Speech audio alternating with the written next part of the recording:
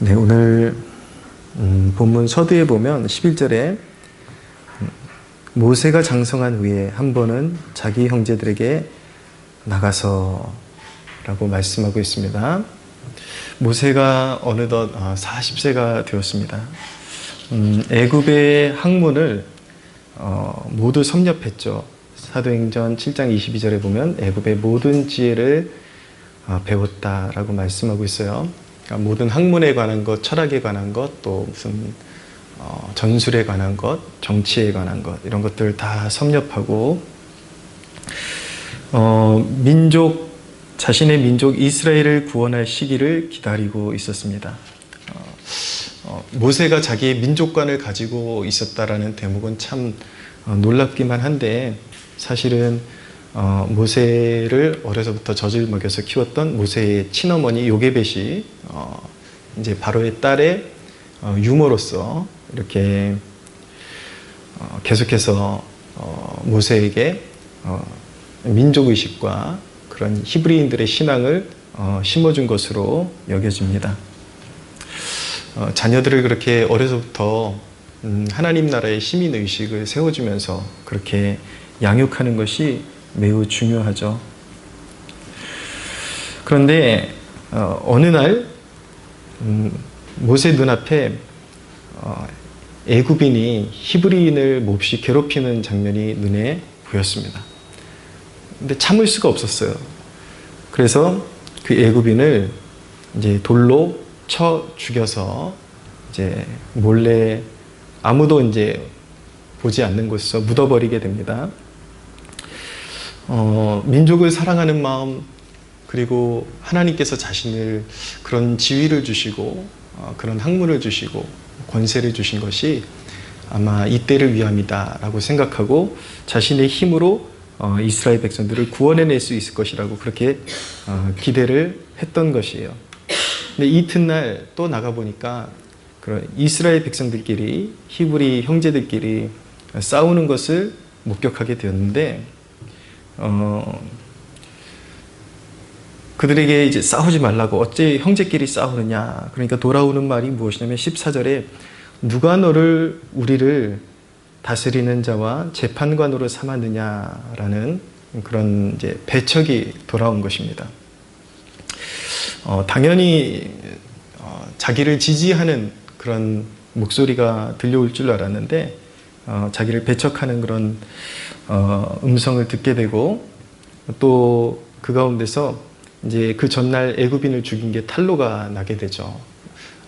지난날 애굽인을 죽인 것처럼 우리도 죽이려고 하느냐, 이제 그런, 그게 아마도 그 주위에 있는 어떤 애굽의 어떤 감독관이나 누군가에게 들려지고 그것이 바로의 귀에 들어갔던 것 같습니다. 그래서 이제 모세가 이제 쫓기는 신세가 됩니다.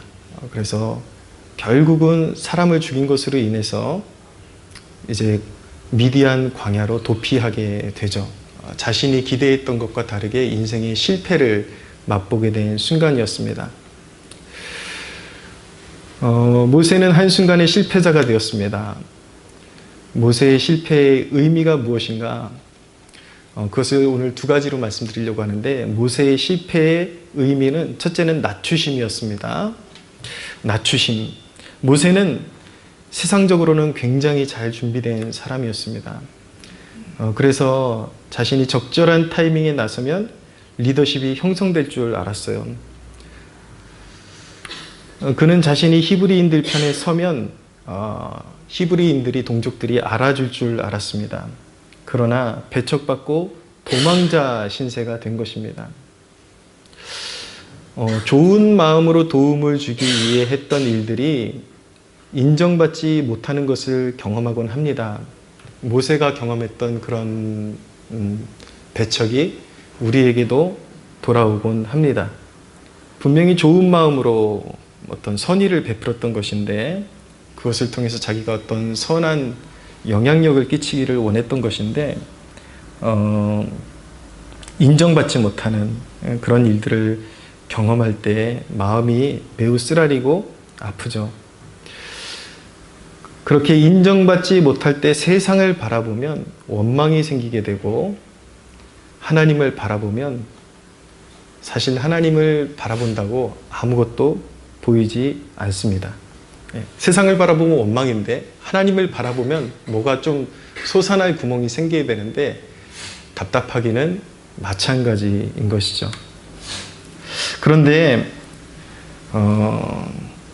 그것이 단순히 그냥 당장의 하나님만 이렇게 바라본다고 해서 해결되는 문제는 아니지만, 그런 문제는 하나님의 역사 속에서 이제 그 일들이 보이기 시작하는 것입니다. 요셉이 형들에게 배척을 받았잖아요. 그래서 죽을 고비를 넘겼는데, 후일에 하나님의 그 역사의 한복판에서 이제 시간이 지나고 나서 요셉이 고백하게 된 내용은 무엇입니까? 당신들은 나를 해하려 하였으나 하나님은 그것을 선으로 바꾸사 나를 통하여 많은 사람을 구원하려고 하셨다라고 그렇게 고백하고 있는 것이죠. 그런 어떤 하나님이 다스리시는 역사의 전체적인 안목이 오직 성경을 통해서만 우리에게 눈에 들어오기 때문에 우리는 그런 속상한 일이 있을 때마다, 어려운 일이 있을 때마다 세상을 바라보지 않고 풀리지 않는 답을 가지고 하나님의 존전에 나아가서 성경을 묵상하는 것입니다. 성경을 묵상하면서 지금 해석되지 않는 사건들 속에서 나를 빚으시는 하나님의 선하심을 발견하고 묵상해야 하는 것입니다. 분명히 이런 과정 가운데 하나님의 어떤 다른 계획이 있을 것이다, 다른 뜻이 있을 것이다 라는 그런 기대를 가지고 하나님의 선하심을 묵상하며 하나님의 뜻을 기다려야 하는 것입니다.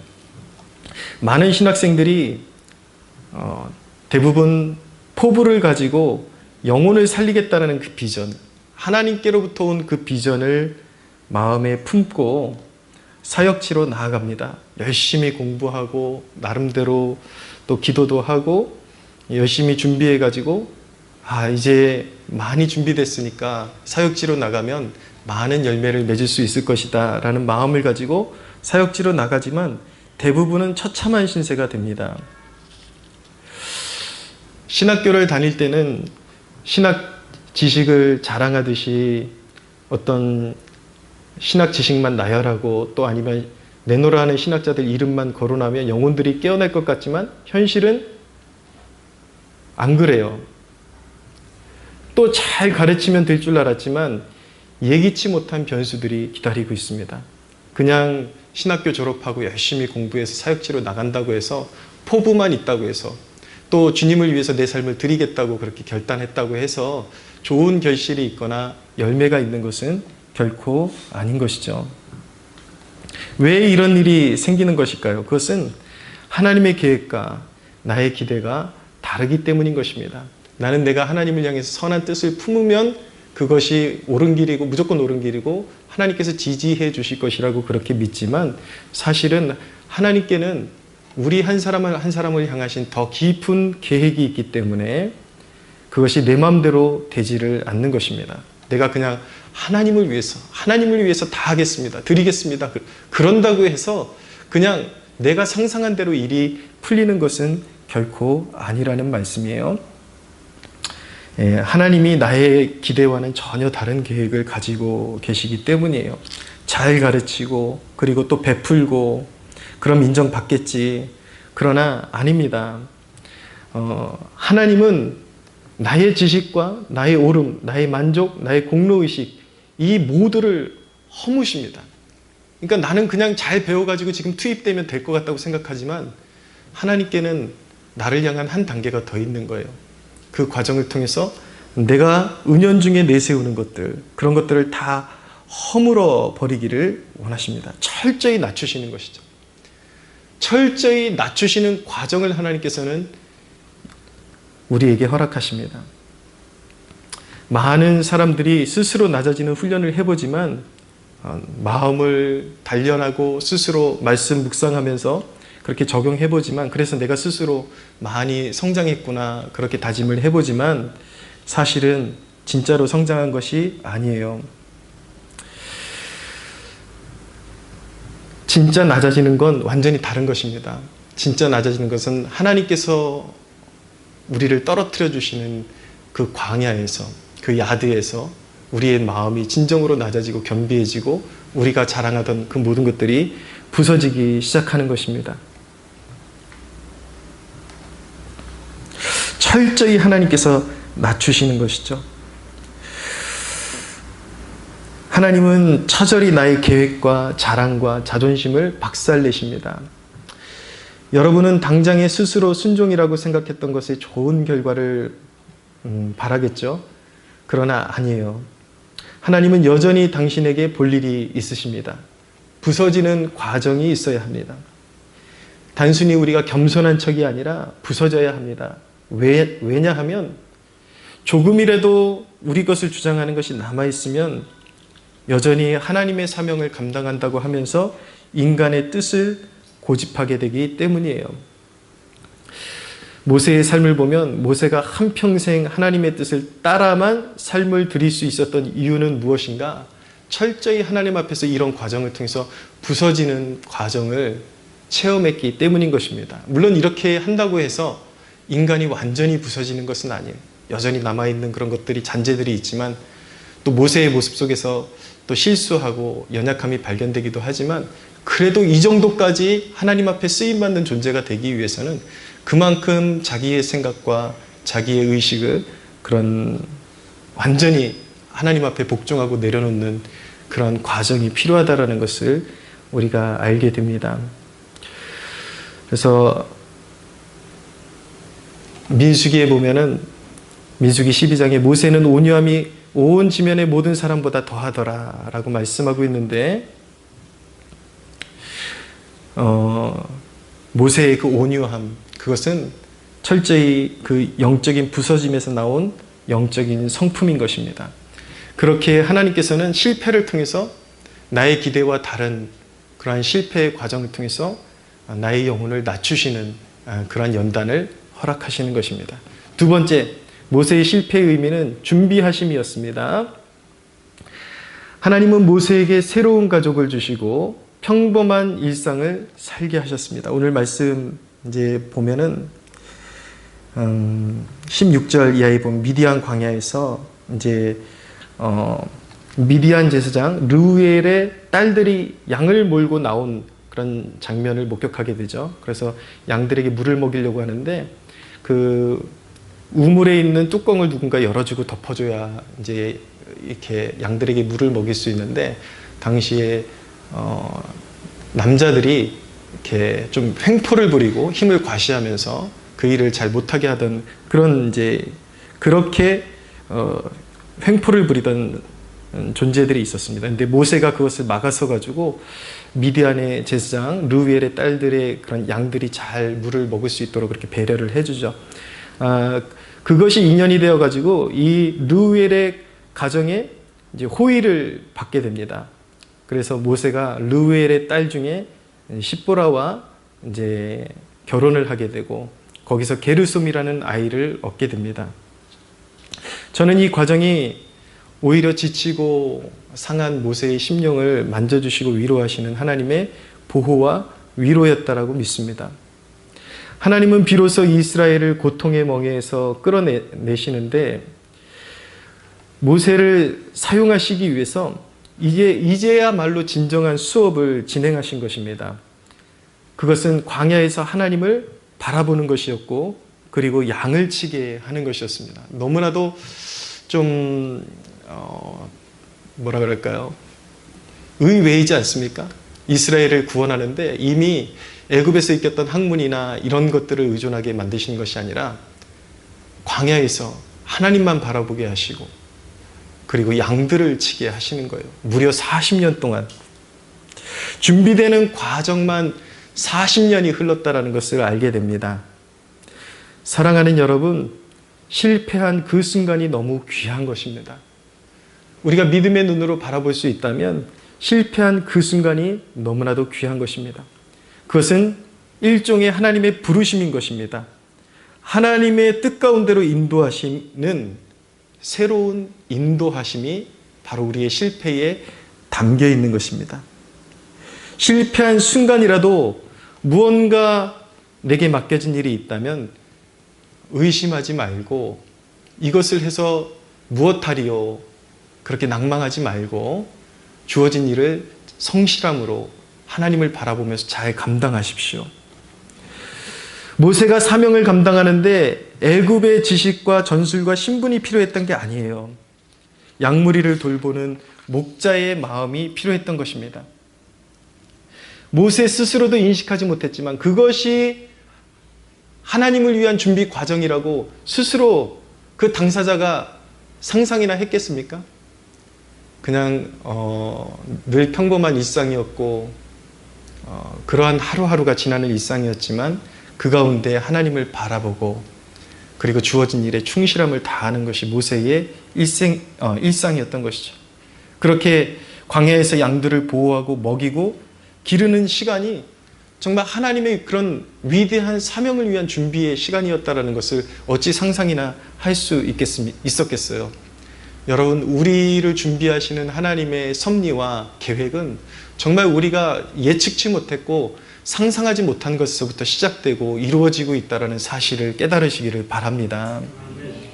공허한 시간이라고 막 살지 말고 거룩하고 성실하게 살면 하나님 앞에 귀히 쓰임받는 그릇이 될 것입니다. 할렐루야. 디모데후서 2장 19절에서 22절입니다. 이렇게 말씀합니다. 그러나 하나님의 견고한 터는 섰으니 인침이 있어 일렀으되 주께서 자기 백성을 아신다 하며 또 주의 이름을 부르는 자마다 불의에서 떠날지어다 하였느니라.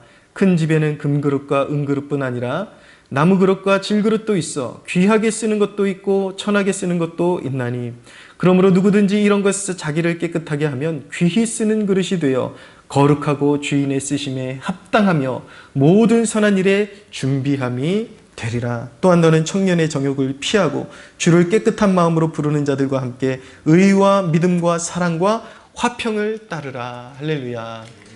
네. 공허한 날처럼 보여도 거룩하고 주님을 위해서 주님의 날을 바라보며 항상 말씀을 숙고하고 묵상하고 주께서 맡겨주신 일, 작은 일이라도 거기에 성심을 다하고 의미 없는 날이라고 그냥 세상 사람들과 같이 방황하고 무의미한 일에 시간을 투자하고 그런 것이 아니라 더욱더 주님의 일에 힘쓰고 더욱더 주님 바라보는 데 힘쓰고 작은 일이지만 주어진 일에 성심으로 감당하고 그 순간순간을 하나님께서 여러분들을 관찰하고 계시고 보고 계신다는 사실을 잊지 마시기를 바랍니다. 반드시 들어서 사용하실 것입니다. 주의 종은 세상으로부터 인정받든 못 받든 그의 사명은 오로지 주님의 명령에 복종하는 것입니다. 스스로의 생각에 가치가 있든 없든 주께서 원하시는 것을 해야 하는 것입니다. 그것이 주의 종의 사명인 것입니다. 여러분, 사람들의 평가에 쓰러졌다 앉았다 하고 사람들의 평가에 주어진 사명을 놓았다가 잡았다 하고 그런 아직도 내 안에 내가 가득한 심령으로는 온전히 주님의 사명을 감당할 수가 없는 거예요. 오직 하나님께서 나에게 맡기신 일이라는 그 한 가지로 끝까지 달려갈 수 있어야 그것이 진정한 종이 될 수 있는 것입니다. 사랑하는 여러분, 칭찬은 오직 주께로부터 임하는 것입니다. 할렐루야. 무의미해 보이는 지금 이 순간에 맡겨진 일들이 준비되어지는 순간이에요. 당신에게 필요한 것은 더 깊은 담금질입니다. 많은 사람들이 이 과정을 견디지 못하고 훈련의 장을 벗어납니다. 그리고 주께서 맡기신 고귀한 그런 믿음의 경주에서 자신 스스로 바통을 땅에 던지고 그 길을 회피합니다. 여러분, 진정으로 하나님 나라에 많은 구원받은 백성들이 있지만 주님께서 원하시는 정말 흠없는 아름다운 결실, 아름다운 열매로 빚어지기 위해서는 바로 이런 과정을 잘 감내하고 사람들의 평가에 넘어지고 작은 어떤 사고와 사건들에 넘어지고 불평하는 순간 여러분 그 많은 그리스도인들 가운데 정말 주님이 보시기에 아름다운 그런 일꾼의 종의 형상으로 빚어지는 것이 여러분 그렇게 쉽지만은 않은 일입니다. 그러나 그 모든 과정을 잘 견디고 누가 뭐라고 하든 사람이 뭐라고 하든 어떤 환경이 우리를 괴롭히든지 간에 믿음의 경주를 멈추지 않는 사람은 복이 있습니다. 믿으십니까? 여러분 모세가 40년 동안 이렇게 당금질이 되고 나서 이제 3장에 딱 들어서면은 진짜 살아계신 하나님의 그런 부르심을 경험하게 되거든요. 가시떨기 아래서 모세야 모세야 부르시는 사명을 주시는, 잘 준비되어지니까 정말 인격적으로 다가오시고 또 사명을 가지고 임하시는 하나님의 임재를 경험하게 되는 것이죠. 여러분, 여러분이 부서진 자리에 여러분들을 위해서 준비된 사명을 가지고 임재하시는 주님을 만나게 될 것입니다. 할렐루야. 잘 준비되십시오. 포기하지 마십시오. 돌아서지 마십시오. 여러분, 오늘 이런 마음으로 기도의 자리로 나아갔으면 좋겠습니다. 주님, 나를 가지소서. 주님의 십자가에서 주님의 십자가를 바라볼 때에 나를 부인한다라는 것이 무엇인지 배우게 하여 주옵소서. 죽기까지 순종하신 그 순종의 마음을 배워서 주께서 원하시는 일에 쓰실 만한 그릇으로 준비되게 하여 주옵소서. 이것이 우리의 기도가 되기를 소원합니다. 우리 하나님께 영광의 박수 올려드리겠습니다.